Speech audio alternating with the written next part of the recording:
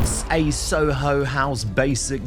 Always a Soho House basic bitch. Meghan has always had this very, very strange fascination with Soho House, very much this weird obsession with it. They say every queen needs a king, but in Meghan Markle's world, there was always another man quietly standing in the background. He wasn't royal, didn't wear medals or a crown, but he carried something far more valuable: access. Jessica Mulroney was the bridge. She's the one who brought Meghan face-to-face with Markus Anderson in Toronto. And from that moment on, Meghan's story stopped being just about a girl from California who made it big. It became a production directed by someone who knew exactly which strings to pull. Markus wasn't just another friend, he was the man behind every accidental introduction, every perfectly timed event, every glossy photo that made Meghan look like she was born for the crown. Before Harry even knew she existed, Markus Anderson was already the one opening doors. And now, according to whispers, he might be the one slamming them shut. Let's be honest, Meghan has always been the star of her own movie. This guy has been around all of the time. Isn't that suspicious to you? Because it is for me. It is something strange. Every red carpet walk, every just a girl from California speech, every carefully curated blog post on the TIG, all of it was part of a bigger act. While the world saw a shining actress on Suits, Markus was in the background, pulling the curtain ropes, arranging scenes. He wasn't just part of her social circle. He was the key holder, the Soho House insider who could whisper one name and change the course of a career overnight. In her early days, she was totally reliant on Soho House to pay for her travel, to pay for her accommodation.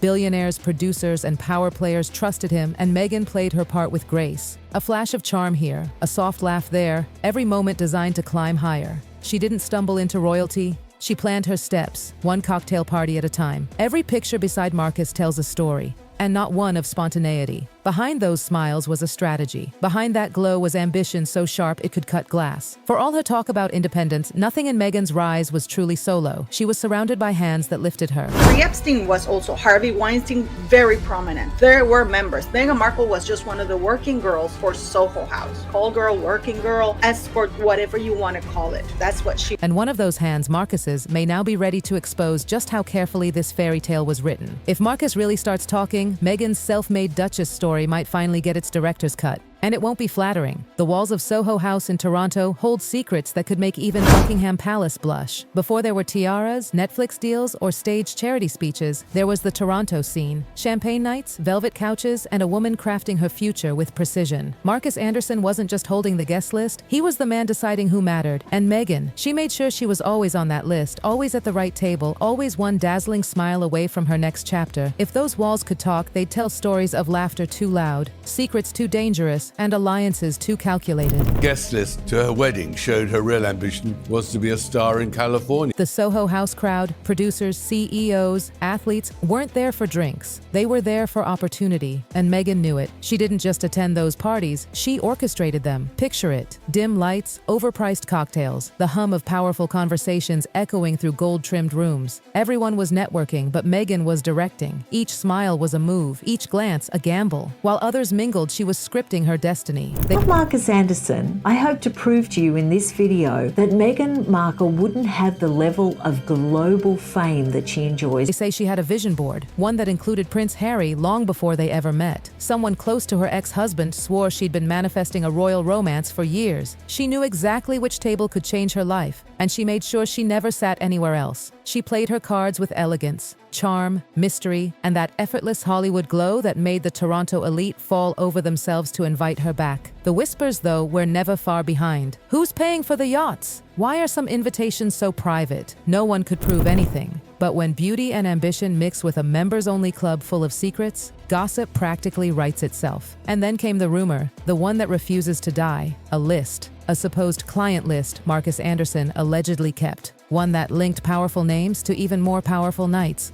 Nothing proven, of course. No photos, no documents, just whispers. But when whispers refuse to fade, they usually come from somewhere that once made noise. People online say Markus knew too much, who funded the dinners, who bought access, whose names appeared next to which rising stars. Buried somewhere, they claim, were connections too explosive for the public eye. A network where charm was currency and favors were the exchange rate. And Meghan? She was the headline act, the actress who dazzled every man in the room, who turned charm into opportunity and opportunity into legend. Behind the glamour and that picture-perfect smile, the whispers only grew louder. People began asking questions no one wanted to answer. Who funded the yacht trips? Why did invitations vanish from inboxes as soon as Meghan's name appeared on the guest list? Nobody could ever prove a thing, but the speculation never stopped. Because when beauty, charm, and ambition meet a club full of secrets, it's not just gossip, it's gold. And Meghan sparkled right at the center of it. Every scandal has its signature clue. The photo, the message, the slip of the tongue. But in this story, it was allegedly something far more dangerous, a list. Rumor has it Markus Anderson, whether by accident or intention, kept a record. A shadow roster of who sat with whom, who paid for what, and which names should never appear in daylight. No one's ever seen it. No proof, no screenshots, just online whispers that won't fade. But that's the thing about gossip. The more people try to bury it, the more it grows. And those who were there, the ones sipping cocktails laughing too loud, they remember. They always remember. People online describe Meghan as a clinger, someone who never wasted a connection. She'd find one person in a powerful circle, win them over with that blinding smile, and through them, she'd meet everyone else. She'd enter quietly, but she never left unnoticed. And apparently Markus was her ultimate key, the man who unlocked doors money couldn't buy. The whispers claim he knew everyone worth knowing, yacht owners, businessmen, foreign elites. If those names were ever made public, it would blow a hole through Meghan's carefully crafted Duchess story. The fairy tale of a woman who married for love, not ambition. But what makes it all more chilling is that no one knows if the list ever really existed, or if Markus kept it in his head like a secret weapon. Then came a connection no one expected. Karina Shuliak, Jeffrey Epstein's former companion. The rumor mill went wild when old photos surfaced. Karina in her Panama hat and nearby, Meghan laughing in the sunlight. Coincidence? Maybe. But online detectives were already drawing lines, whispering theories, and piecing together a darker timeline of connections. And the only times Karina traveled, one commentator claimed, was with him. And guess who was in the other end? The name Meghan Markle became less of a celebrity and more of a question mark. Who exactly was she before the palace? What doors did she walk through? And who held them open? For those who'd been around Soho House, it wasn't just about being seen, it was about being remembered. They say Meghan had that rare quality. People couldn't forget her, even if they wanted to. The actress from Suits had become a fascination, a fantasy, a story whispered over glasses of wine by people who should have known better. If Markus's rumored client list ever surfaced, it wouldn't just embarrass a duchess, it could fracture an empire. The names supposedly connected to that world aren't the type to forgive exposure, and yet the mystery lingers because powerful people only fear what's real enough to ruin them. Every empire, after all, has two sides, the one for cameras and the one for secrets. And Meghan's, according to whispers, was built in designer heels and champagne-lit rooms where introductions felt like negotiations. They say those Soho House connections weren't random. They were curated, a room full of moguls, actresses, investors, all pretending to mingle, while behind the laughter, deals were being born. Meghan, as they say, played the part beautifully. Never a guest, always a strategist. But as time passed, that delicate balance began to shift. He's like a parasite, one insider whispered about Markus, always there. In every photo, every trip,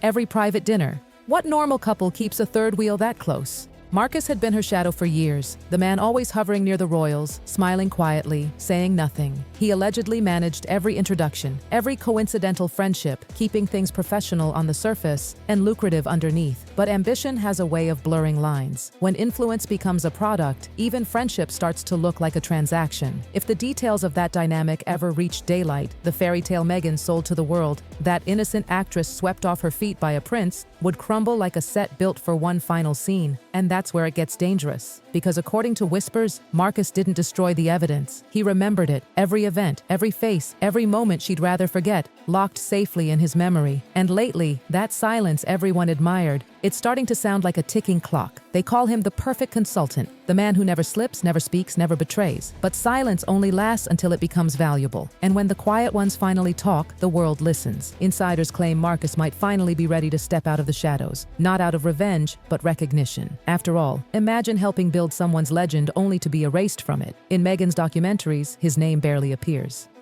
In photos, his face fades to the edge.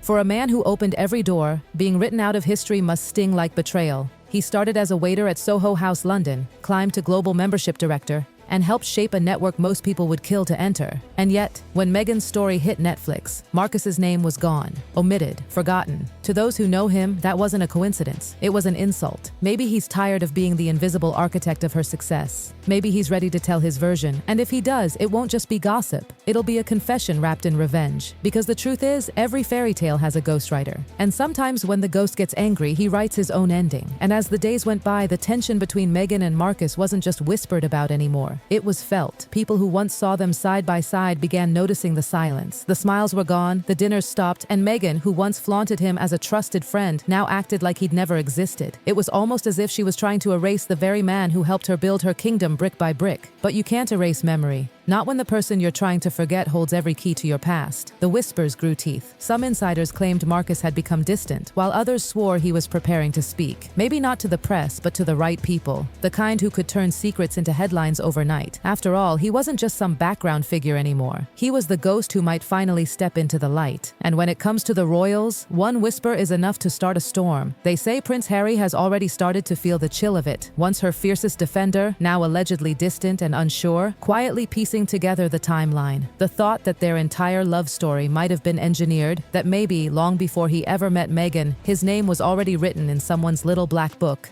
It's said to haunt him. Markus doesn't need to say much. A single detail, a single hint could send the entire palace spinning again. And Meghan knows it. The self-made duchess, the woman who once controlled every headline, now watches as the silence grows heavier. Because the friend who built her legend might be the one holding the match that could burn it all down.